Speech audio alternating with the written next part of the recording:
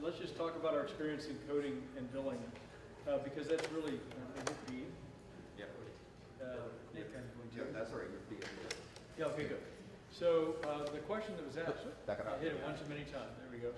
So the question was asked is billing and collecting. How do you all do it? How does it work? So perhaps, there you go. I don't know why it went off a second. I'll tell you another easy way to do it is just to put something in front of that. Yeah, Got it. So, on billing and collecting for group offices, I'll share how I do it, and you all can then enlighten them with other ways. So the way that we did it, we stuck really closely to the 99213 coding, and there were a lot of different groups. As I told you initially, it started off with kind of health literacy, and wanting to make sure everybody had a foundation of health literacy, so any patient could come to the practice. And the course, we did it kind of as a course. It was 12 weeks long. And then I started teaching it and developed it, and then my nurse practitioner picked up, and she would do it. We'd do it every Thursday at 7:30 in the morning, 12:30, and again at 5:30. So we kind of got people before work, after work, and on their lunch break. And it started off. It actually got too big initially, where we had a room about this big, which we were very lucky, and we put a U-shaped tables, and we had chairs around the outside, and I would sit really in the front and introduce the concept, do about 20 minutes of information, like this is stupid, but just be with me here for a second, don't make too much fun of me.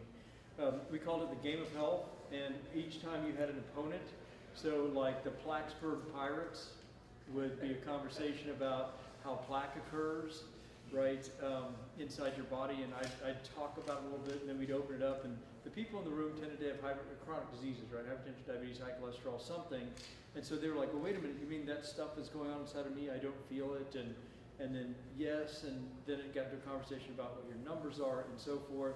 The not yet Mets, right, are I'm not going to get engaged in doing things, I'm going to put it off and put it off and put it off, so how do you take action? Each one of the major things we had kind of a title of, and we would give everybody a progress note.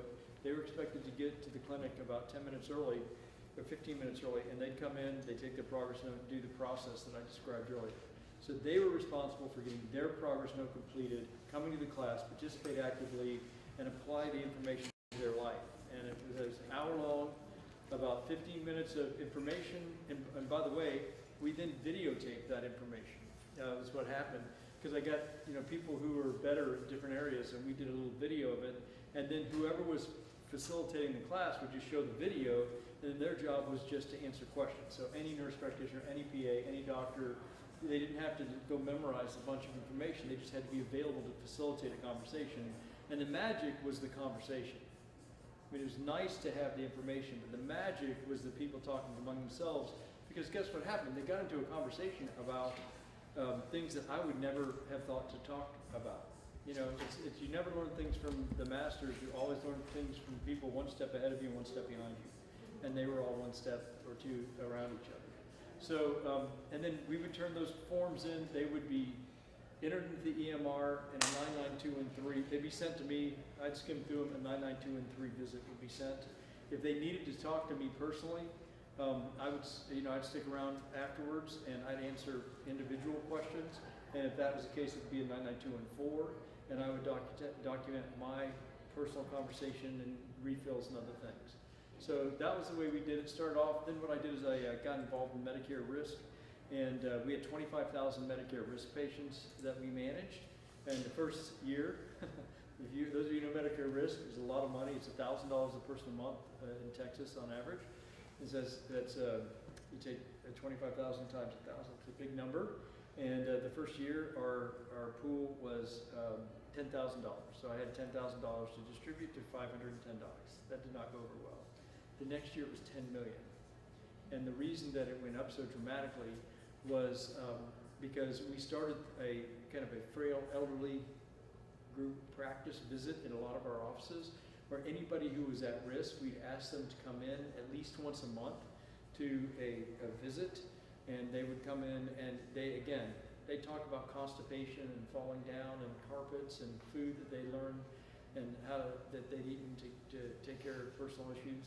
And they were very open with each other, and they really loved each other and loved to come in. So a big part of that was letting them treat each other and talk about what was important to them. So we started kind of a frail elderly, and for Medicare risk, it rocked, and it did very well. But we did the same thing. They came in, they had to, they were expected to be very active in their health, and that's how we did it. So it was pretty simple, pretty straightforward. You got to realize it started in 1998, though, and so a lot of what I was doing was using the old coding system to manipulate it to make it work, because at the time, it turns out that Jeffrey and I were probably the only two people in the country that we know of that were doing those kind of visits. So I'll shut up now, and why don't you guys talk about how you do it? So coincidentally, we were presenting this morning. I said, should I throw up those 3 slides on billing? So we do have 3 slides. Can we uncover that? And they don't look exact. A word about group visits. You have lawyers in your health center.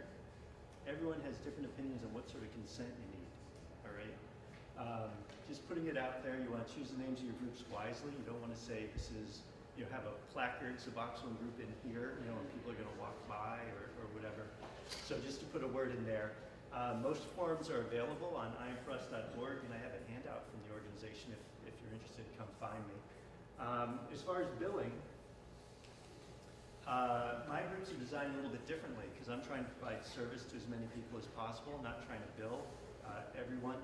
Insurance won't let you bill someone for back pain 52 times a year, right? But I might want them to come to the group every week. So the people who are purple, the purple people, they're part of our group, and let's say it's an exercise group. They came in that day, and we say, who wants to see the doctor today? The purple people do. Maybe they're there for a pain refill. Maybe they're concerned about a rash. Maybe they're there, they're there for real medical reasons that are billable, and we bill the individual encounter. So we bill the same thing, but we don't bill everybody. We also couldn't because there's just not enough time in the day. It takes about 5-10 minutes to register one person. If we have 40 people there, we can't register them all. If we register just some of them, that would be considered fraud because you have to treat everyone the same. So this is what we do. We ask people who want to see the doctor, and then it shuts off. Oh no. We have a group coordinator because we're a large scale, but you might have a nurse with you. You might have a medical assistant that you feel is just really good with patients. You might have, you have someone with you though. You don't necessarily want to be alone. You welcome new members. You do some activities. Whatever the group is about. You talk about this group. They're doing spinning. Let's see if they spin. Oh, they're not spinning. They are spinning. Okay. While they're spinning, right? So whatever the activity is, sometimes it's a discussion. Sometimes it's like you've made some great lectures. So sometimes you have a curriculum. Maybe it's an exercise class. While they're exercising, a patient will see the medical assistant in a separate room individually. You don't need to do that, but we do that. We think it's probably the best thing to do. Their height, their weight. Actually, my medical assistant asks a lot more questions than I do. Because most of the work that we need for documentation is kind of in their realm. Then they see me and I do kind of a hope moment of, what do you think you need to do to feel better? Okay, and that's what our intervention is. And then I try and make them accountable, write it down, and then they return to the group. And so we tend to see 5 or 6 patients per hour at my health center, which is much higher than the productivity of the other providers. You're not required to bill all the patients in the groups every visit, but those you do usually meet the 99213 criteria. If you go to the AFP website, this is how they advise you to bill, so it's very nice to be in alignment with what the majority of people are doing. When you have a class, you need to use shared medical visit or group medical visit. I prefer a group medical visit because the word shared implies to me you're not getting the whole thing, and these give you more, right? But that's just my bias. If it's called a class, Medicare won't pay for it. So we don't have exercise classes. They may have heard me just say that lazily. We have a wellness group, and in that wellness group, they do exercise. Right. So these are the slides I have on that. We have some groups where we do bill everybody. So in a Suboxone group, we sometimes have 12 people come on a given day, and they cycle through, I think I mentioned. So each person there is registered. They then see a medical assistant. They have their saliva checked in our particular group. We then sit down, have a little bit of content, and then we've written a children's book. So when I say content, it's things that give meaning to their lives. outside of the realm of who's been clean this week, which becomes a pretty lame conversation after a while. So after that meaningfulness, we then meet individually, and I usually give them a prescription in that group, and say good job and keep up the good work. Question? I have a question just about this, the last bullet on the billable locations. I'm just thinking about your presentation on the YMCA. And Yeah, that's brilliant. would that be considered a billable location? It depends on the state, Okay. and so you need to check with your state, and maybe you may be able to make it into a billable location. if Like you you would say- state, like Medicaid or who? Like, So it's our Department of Public Health Okay. that we've worked with, and so Okay. we've been able to get approval for a homeless shelter, for a YWCA, and the Boys and Girls Club at different times over our history. And you have to say why it's necessary, because it doesn't generally have the air transfer and the stuff that you need in a real medical facility. But you can get a waiver if you can show that there's benefit to it. Okay. I don't know how you did it in your state. I met with somebody at Blue Cross, which is the main commercial insurer in North Carolina, and I spoke with a representative from Medicare and just made sure, and what I found was that their advice was the same as what's available on the AFP website. There was a group visit description there, and there was no problem. It was, we didn't run into any trouble. I never had any claims rejected. I'm not doing that anymore now that I have a direct primary care clinic, but it was fine. And the things that there's clear guidance on it. There's a minimum amount of physical exam. Everybody has to have a blood pressure check and has to be weighed. At least that was the guidance I got. So that you weren't just making up that people were there. There had to be, if you were going to commit fraud, I guess the thought was if you're going to go to the point of making up blood pressures and weights, you're really committed to fraud. So this was, there's some basic criteria, and then you create a visit. And we did all time-based. We did 99213s as well. Used time-based coding. I had a series of, it was 12 visits, the class that I particularly did. So it wasn't 52 in a year. So we billed every patient for every visit. Yeah, your comment is maybe true that you couldn't bill 52 visits, but the truth of the matter is, it's a rounding error. And so I used to worry about that a lot. And then when Eduardo called me up, the guy who ran Blue Cross Blue Shield, I said, do you ever notice that I have people that have 12 visits in a row, 12 weeks in a row? Is that a problem?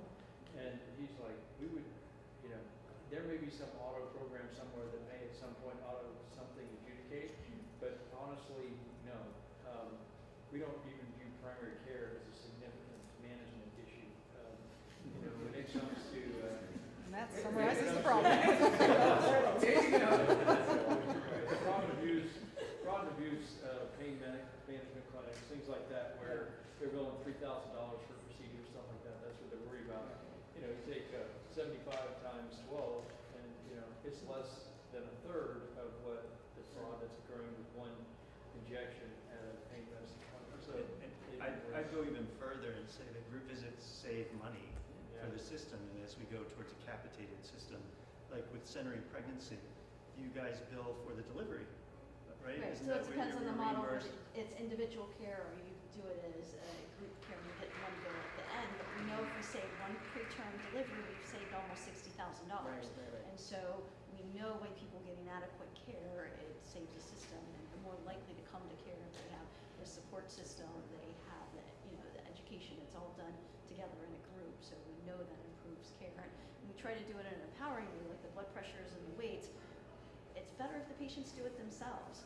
You may have to figure out how to get it in the system, like your EMR, but really if the patients are involved in their own self-care, they're more committed to it as well. So. Yeah. And this is a conversation I get in with corporations all the time. They're like, well, we don't want to, give primary care doctors, carte blanche to do things and stuff. And we come back to the $1, for every $1 increase spend, you get a $3 savings in high quality primary care. And the part of the conversation that's missing from me right now is they say, okay, well then I want all of our people to go to high quality primary care, do it, and then it's like, well, I don't know how to do that in the United States today because the doctors have not been willing to share their information in a way and create dashboards and things to have people be able to buy that. So to me, that's where we're at right now, and I'm hoping this revolution we're starting with solve that problem. Well, thank you. And I'd like to have a big round of Applause for all of our speakers.